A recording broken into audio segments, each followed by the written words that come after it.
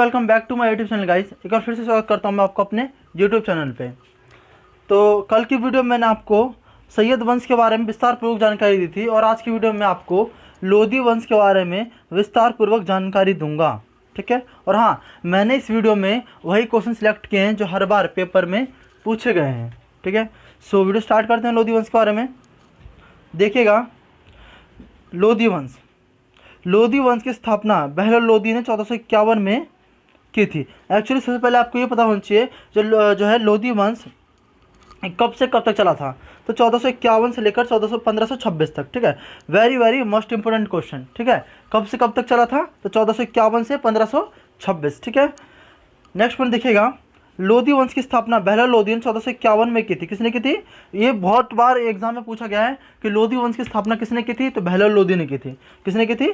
बहलोल लोधी ने की थी। कब की थी? 1451 में। ठीक है, नेक्स्ट पॉइंट देखिएगा, बहलोल लोधी के बाद सिकंदर लोधी राजा बना। ठीक है, बहलोल लोधी के बाद राजा कौन बना? सिकंदर लोधी। कब से कब तक बना? तो 1489 से लेकर 1517 तक। ठीक है, 1489 से लेकर 1517 तक। ठीक है, ये आप चीज़ थोड़ा सा ध्यान रखना। ठीक है, नेक्स्ट पॉइंट देखना, बहलोल लोधी ने बहलोल सिक्का चलाया था। ये थोड़ा सा जो है पूछ लिया गया था एक बार पेपर में कि बहलोल लोधी ने कौन सा सिक्का चलाया था? तो बहलोल सिक्का चलाया था। ठीक है, ये वाला थोड़ा ध्यान रखना। नेक्स्ट पॉइंट देखना, सिकंदर लोधी इस वंश का सबसे प्रतापी शासक था। ठीक है, सिकंदर लोधी, मैंने अभी आपको बताया कि जो बहलोल लोधी के बाद सिकंदर लोधी राजा बना 1489 से लेकर 1517। ठीक है, और सिकंदर लोधी इस वंश का सबसे प्रतापी राजा था और इसका मूल नाम निजाम खां था। एक बार इसका नाम पूछ लिया गया था कि इसका जो मूल नाम क्या है? तो निजाम खां। ठीक है, इस वंश का सबसे प्रतापी राजा था कौन था? सिकंदर लोधी।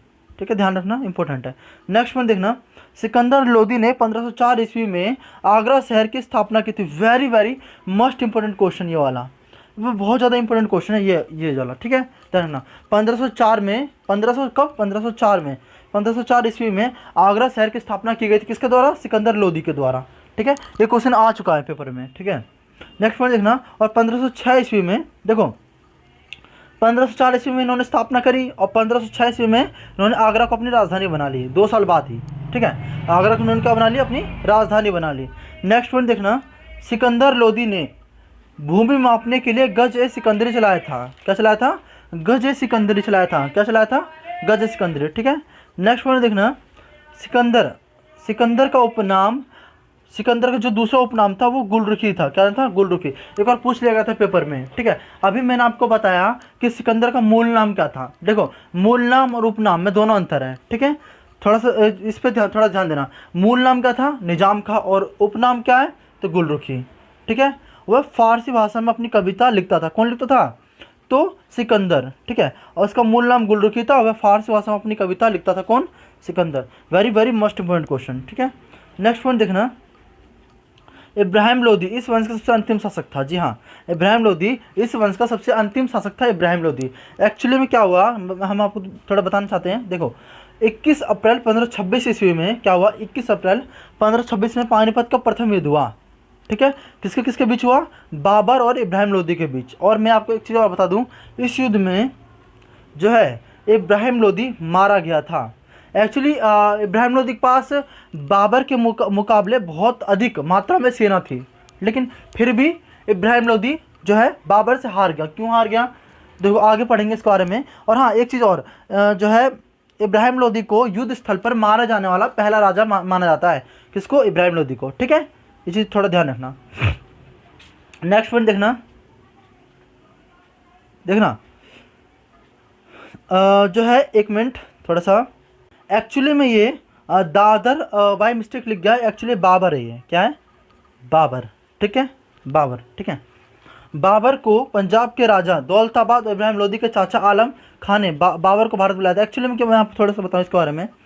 बाबर को ना पंजाब के राजा दौलताबाद, ठीक है, ऐसे बुलाया क्यों था? इब्राहिम लोधी उस वक्त सबसे ताकतवर शासक था और थोड़ा सा बोल सकते हो आप थोड़ा सा क्रूड शासक था। ठीक है, कौन? इब्राहिम लोधी।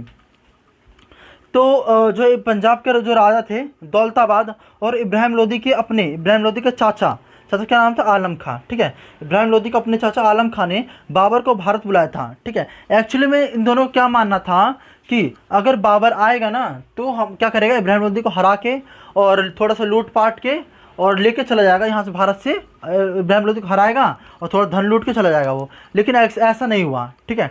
बाबर आया, ठीक है, बाबर आके जो है बुलाया किन्होंने, तो आलम खान ने और दौलताबाद ने, ठीक है। दौलत खान जो है क्या बोलते हैं, दौलताबाद ने पंजाब का राजा दौलताबाद ने इन्हें बुलाया, दोनों ने जो है मिलके यहाँ बुलाया बाबर को, ठीक है। जब बाबर यहाँ पे आया, इब्राहिम लोदी को इन्होंने हरा दिया, ठीक है। तो हराने के बाद बाबर ने क्या करा, अपने यहाँ पर धीरे धीरे राजगद्दी जमा ली, ठीक है। नेक्स्ट पॉइंट देखना, बाबर के द्वारा तोप का प्रयोग पानीपत के युद्ध में प्रथम बार किया गया था। इसलिए जो बाबर की सेना अत्यधिक मात्रा में होने के बाद भी, जो देखो जो बाबर की सेना जो है कम मात्रा में थी और इब्राहिम लोदी की सेना बहुत अधिक मात्रा में थी, ठीक है। लेकिन जब तोप के गोले चलते थे ना, तो जो है एक साथ साथ बहुत सारे सैनिक, जो इब्राहिम लोदी के एक साथ साथ बहुत सारे सैनिक मारे जाते थे, ठीक है। तो इसीलिए जो है इब्राहिम लोदी के सैनिक अत्यधिक मात्रा में मारे गए और बाबर ने जो है तुगलमा युद्ध नीति के द्वारा तोप का प्रयोग किया था और बहुत सारे इसमें सैनिक मारे गए थे और इसीलिए बाबर ने इब्राहिम लोदी के ऊपर कब्जा कर पाए थे इस तरीके से, ठीक है। तो बाबर द्वारा तोप का प्रयोग पानीपत के युद्ध में प्रथम बार किया गया था, ठीक है। नेक्स्ट पॉइंट देखना, इस युद्ध में बाबर ने तुगलमा युद्ध पद्धति का प्रयोग किया था। मैंने अभी आपको बताया, इस युद्ध में बाबर ने तुगलमा युद्ध पद्धति का प्रयोग किया था, ठीक है। नेक्स्ट पॉइंट देखना, तोप चलाने वाले तोपची जो वहाँ पे तोप चला रहे थे, है ना, जो उनका नाम था उस्ताद अली और मुस्तफ़ा, ये दोनों के नाम एक बार पूछ लिया गया था पेपर में, जो कि बाबर के तोपची कौन थे, तो उस्ताद अली और मुस्तफ़ा, ठीक है। मोस्ट इंपॉर्टेंट क्वेश्चन है, ध्यान रखना।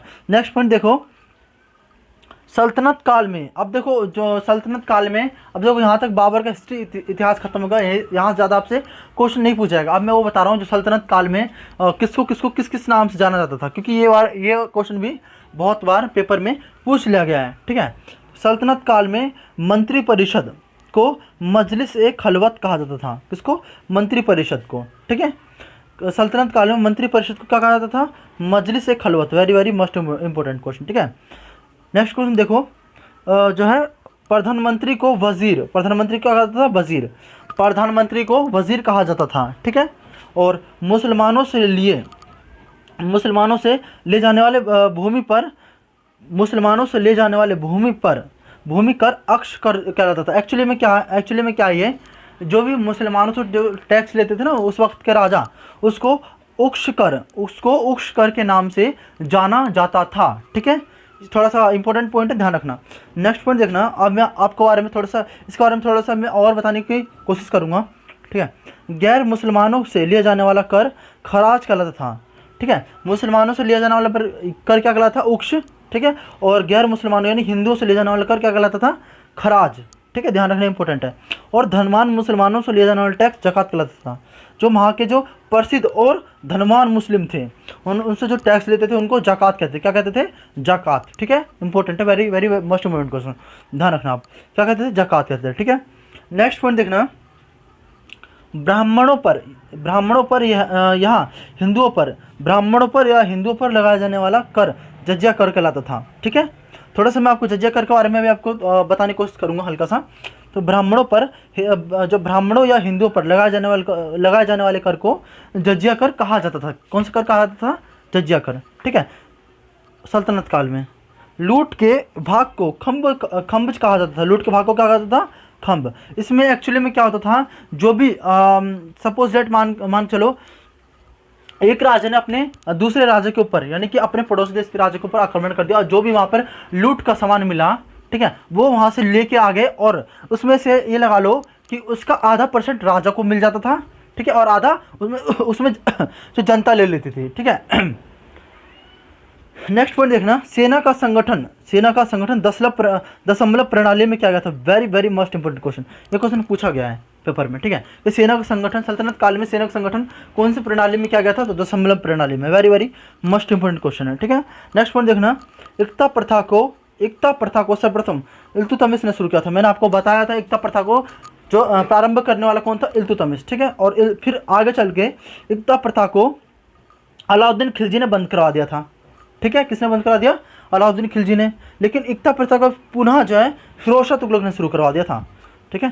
सो आप तीनों के तीनों पॉइंट थोड़ा ध्यान रखना। देखो स्टार्टिंग किसने करवाया, स्टार्टिंग किसने कराया, इल्तुतमिश ने। इसने एकता प्रथा को बंद किसने करवाया, तो अलाउद्दीन खिलजी ने। लेकिन पुनः इसको चालू किसने करवा दिया, तो फिरोज शाह तुगलक ने। किसने, फिरोज शाह तुगलक ने एकता प्रथा को पुनः चालू करवा दिया, ठीक है। और थोड़ा सा और एक चीज़ बता दूं मैं आपको कि जैसे कि अभी आपने देखा कि जो है प्रधानमंत्री को वजीर के नाम से जाना जाता था, वैसे कुछ नाम इंपॉर्टेंट है, ठीक है। मैं आपको थोड़ा सा बताना चाहता हूँ। देखो जो है ये औरिज,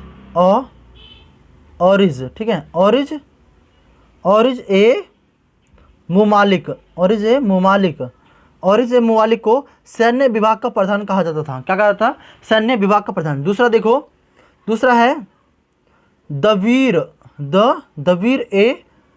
ए खास, ठीक है, दवीर ए खास को पत्र का प्रधान कहा जाता था, ठीक है। सपोज डेट मान के चलो कहीं आप जो है पत्र लिखना है, पहले टाइम में मोबाइल टेलीफोन तो थे नहीं, ठीक है। पहले टाइम में जो पत्र का संचार, पत्र से एक दूसरे तक अपनी बात पहुंचा जाती थी, ठीक है। तो दवीर ए खान को पत्र का प्रधान कहा जाता था। इसमें पत्र का प्रधान भी बहुत ज़्यादा इंपॉर्टेंट है, ठीक है। नेक्स्ट पॉइंट देखना, तीसरा है दीवाने रिसालत, ठीक है, दीवाने रिसालत, ये क्या कहलाते थे, तो विदेशी बातों संबंधित प्रधान। यानी कि जो भी अपने जो, जैसे कि आज देख लो, आज हमारे हर एक देश में, ठीक है, एक वो आप बोल सकते हो कि एक व्यक्ति को रखा जाता है, ठीक है। वैसे ही विदेशी बातों संबंधित प्रधान इसको कहा जाता था, किसको, दीवाने रिसालत को, ठीक है। नेक्स्ट देखो, नेक्स्ट अपना सद्र उस सुदूर, इसे क्या कहा जाता था, धर्म विभाग प्रधान, ठीक है। सपोज डेट कहीं पे भी किसी भी बात की, धर्म या कर्म की बात हमें करनी है या उसके बारे में विचार विमर्श करना है, तो इन्हीं को बुलाया जाता था, इनके हेड को, ठीक है। फिर देखो नेक्स्ट पॉइंट, काजी, कौन सा, काजी उल कुजात, ठीक है, काजी उल कुजात, ठीक है, काजी उल कुजात, इन्हें क्या कहा जाता था, न्याय विभाग का प्रधान, ठीक है। एक्चुअली में इसमें जो है न्याय विभाग के लिए भी एक अलग से राजा हुआ करते थे, जो बहुत ज़्यादा इंपॉर्टेंट है। लास्ट का देखो, मैं आपको बता दूं, लास्ट वाला, लास्ट है वरीद ए मुमालिक, ठीक है। वरीद ए मुमालिक को गुप्तचर विभाग का प्रधान कहा जाता था। क्या कहा जाता था, गुप्तचर विभाग का प्रधान, ठीक है। सो गाइज, अगर आपको वीडियो पसंद आई हो तो वीडियो को लाइक से सब्सक्राइब करना बिल्कुल ना भूलें। Thank you for watching.